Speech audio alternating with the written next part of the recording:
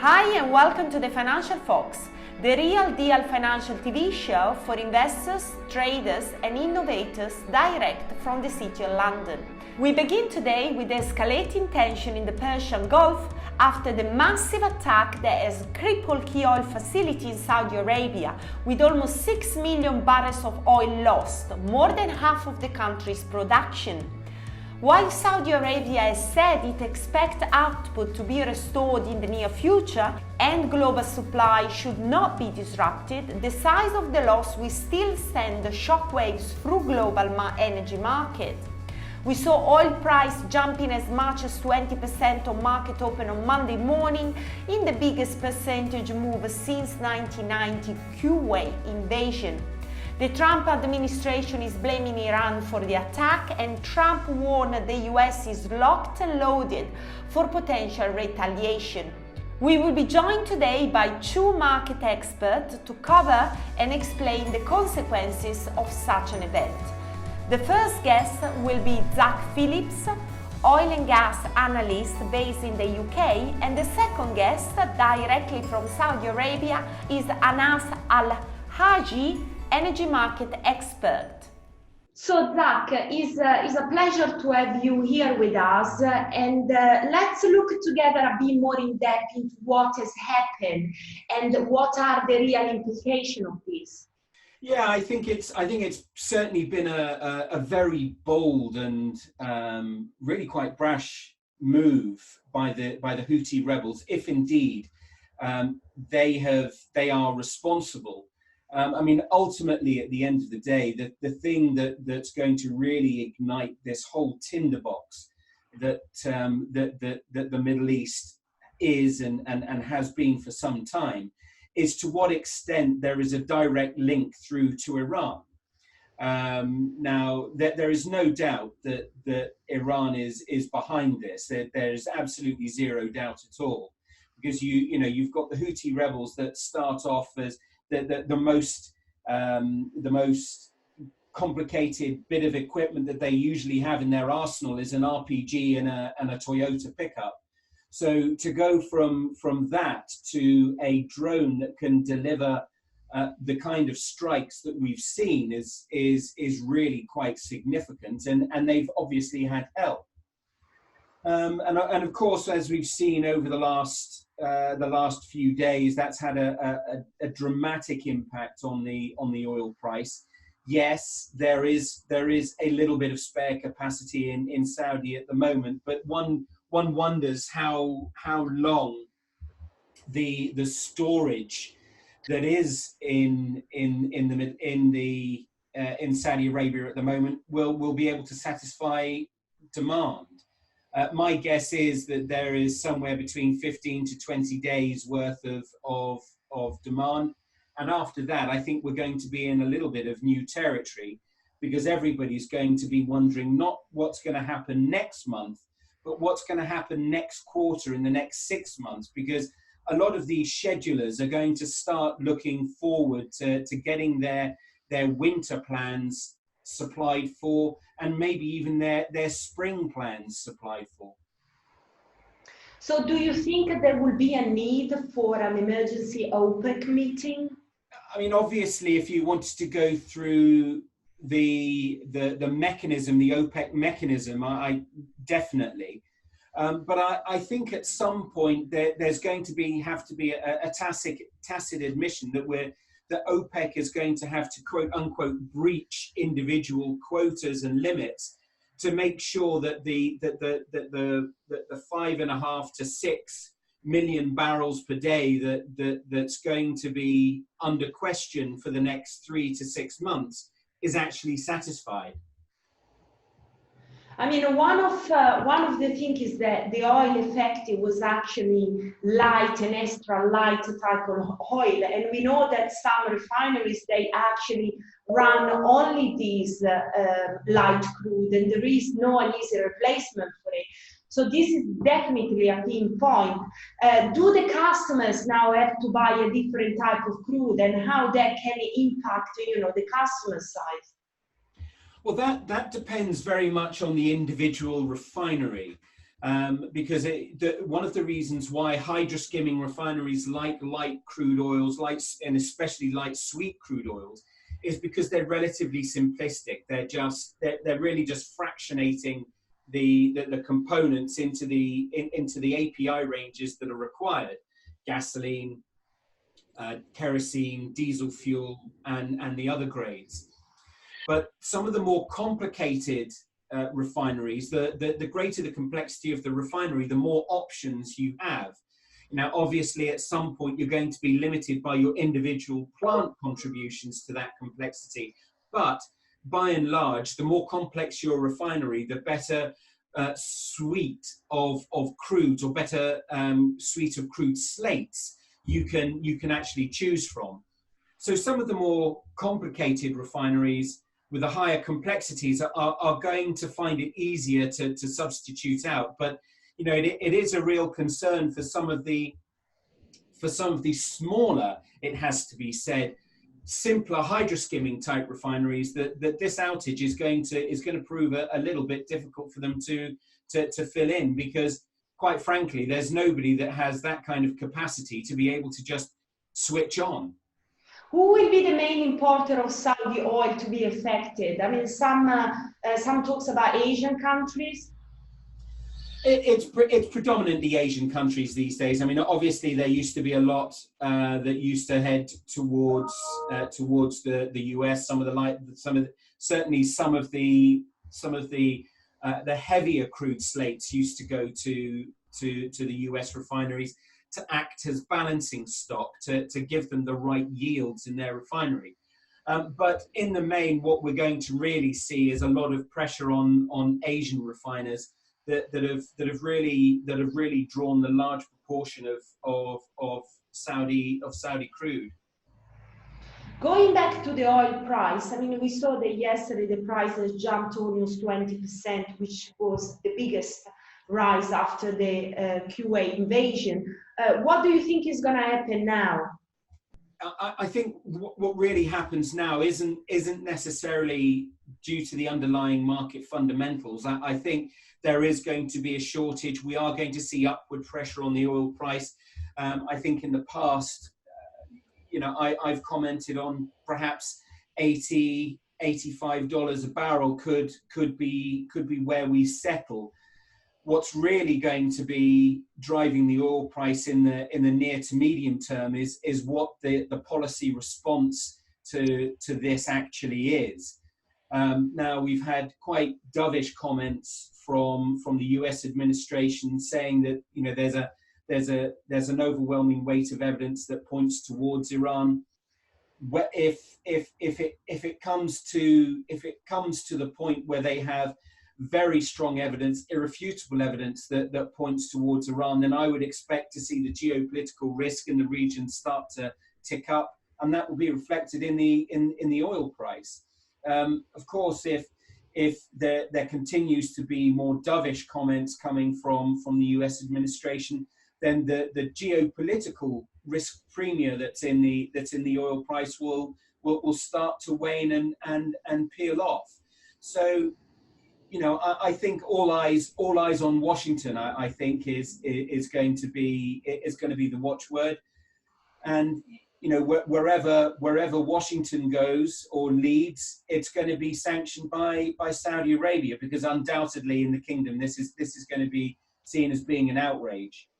So what investors they should do? I mean, lots of investors they are watching us. They hold oil and gas, mid cap, small cap companies. What would be the strategy that you would advise in the short and medium term?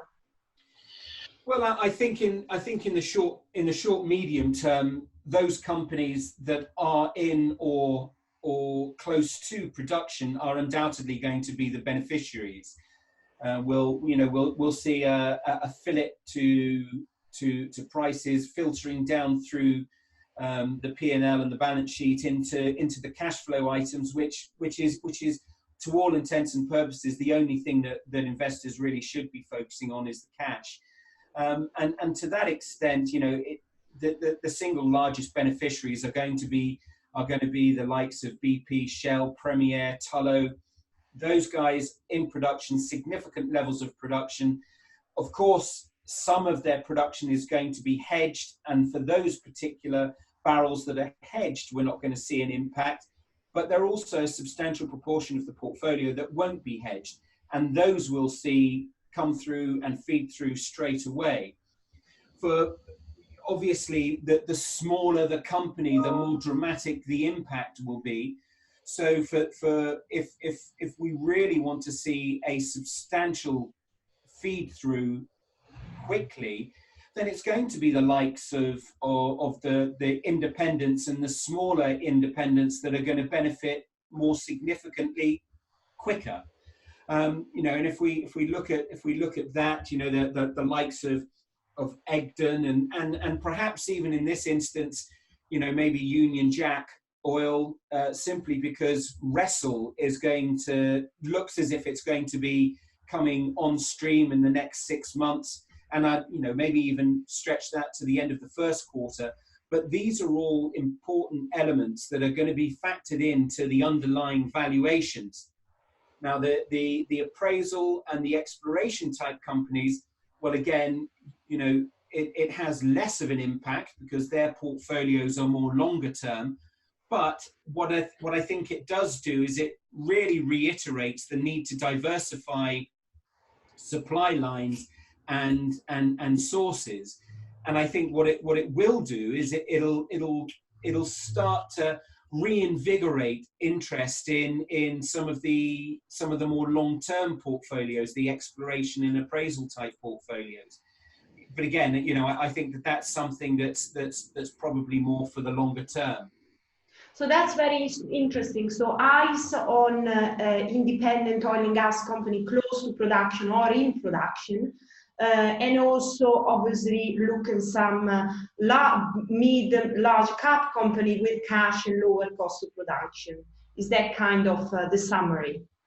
Yes, I would say so. You would expect the likes of BP and Shell, to have very strong cash flows quarter on quarter anyway, but still, they are exposed to that commodity price variation, and this is a significant increase. Coming back to Union Jack oil, I do agree with you particularly. I mean, we are looking at the UK with the Brexit and all the uncertainty around, actually independent oil and gas company, they are able to bring production on stream, particularly onshore, without any fracking problem that will be really valuable for the country. So definitely Union Jack and a few others, they are definitely on the list of, they should be on the list of any investors. Okay, Zac, thank you very much for your time and for all your insights. Very nice to talk to you. Anas, thank you very much for joining us today. You are actually there in Saudi at the moment, isn't it? Yes, well, I came to Riyadh for different reasons and I was just like everyone shocked at the attacks at gig oil facilities, and the attack. Basically, it is very clear to me now that the objective of the attack is not only hitting the facilities. And let me explain what I mean by that. The strategic objective of Saudi Arabia historically is to be reliable and dependable supplier of oil to the rest of the world. It is a strategic objective for Saudi Arabia to be a swing producer in the oil market, to eliminate extreme volatility, to achieve both strategic objectives, to be dependable, reliable, and to eliminate extreme volatility in the market. It needs to keep spare capacity at hand to be used when needed. So in this case, the spare capacity becomes, or keeping a spare capacity becomes a strategic objective. So what this spare capacity means for Riyadh basically is, it is important because it gives Riyadh kind of status in global political system, it give it more kind of strategic value. It gives it economic clout. So spare capacity in this case is power. So what the attack did basically is literally hit that strategic objective by eliminating the spare capacity. Now, they did not hit the spare capacity, they hit really the main capacity, but by doing so, they literally eliminated any spare capacity available. So the objective of the attack is to strip Saudi Arabia of this power. And this explains why Saudi Arabia will do whatever it takes to restore production and bring normalcy to the oil market. One of the things that happen in the oil market, you see the price has just started to soar because obviously of this uncertainty and this unclarity on the damage assessment. Yes, basically we have a serious problem here for several reasons. The first fact is the attacks were so surprising and so sophisticated and require deep technical knowledge of oil processing. Only state actors or only state supported actors can carry such an operation. The pictures, when you see those domes basically that they are used to separate oil from gas, these are very thick, they have very thick walls, and only special weapons basically can penetrate and make holes in those walls. So because of the severity of the attack on one side and the spread of the attack, they needed to shut down the operation and assess the damage. Now, why it took them a long time, we don't know, but the Saudis were really good historically at communicating with the market. But today we already heard that Prince Abdulaziz, who is the current energy minister, is going to have a press conference at 8:30 in the city, 8:30 p.m. in the city of Jeddah, so we'll get more information. The other side of the story basically is we have what I call circular information. Like we have one source of information and everyone gets into it claiming they have their own sources and everyone starts repeating it. On the other hand, we have tracking companies that are seeing everything from space, and it is very hard for them to interpret what they see. And we ended up with different interpretation of what's going on. So we have multiple issues here that confused a lot of people. How long do you think Saudi will take to come back to full production? No one knows. Today at the press conference this evening, we will have more information and we'll get probably some timeline. Everything you hear about in the media is just a guess. Yeah. Everyone is guessing. We don't know. And this is really the true answer, that no one knows. Whatever we hear is just guessing. But the most important point here is it is not about the ability of Aramco to repair the damage. It is about the ability of Saudi Arabia and the rest of oil producers to compensate for lost production. And the question here is, well, how long it will take them to compensate for that, or will they be able to compensate for all of it? And the fact is, I don't think they will be able to compensate for all of it, but they will compensate for most of it. How did they compensate for most of it? First of all, Saudi Arabia has about 180 million barrels in storage. That will be dispensed. Probably it's already been dispensed. They already informed refiners in Asia that they will get all the oil they ask for in October, so there will be no shortage. We have commercial inventories around the world owned by different refiners and companies that will be utilized. We might end up with a situation just like the third and fourth quarter in 2018, where China will start destocking, which means that we have strategic petroleum reserves in China, and then we have commercial reserves. We might see China basically start selling that oil simply because prices went up relative to the price they bought it at, so they can make some money. At the same time, they can reduce the cost of imports at a time when oil prices are going up and the yuan is going down. And the China destocking could be larger than any increase in production from other OPEC members. Saudis also, they are diverting crude from their domestic refineries and petrochemicals for exports. So we are going to see a lot of compensation for what's been lost. Today, probably we will know about whether we are going to have partial recovery at gig, simply because, according to some reports, that they already recovered about 50%. So you put all of those together, we are going to have several few million barrels a day added to the system to compensate for the 5.7 that we lost.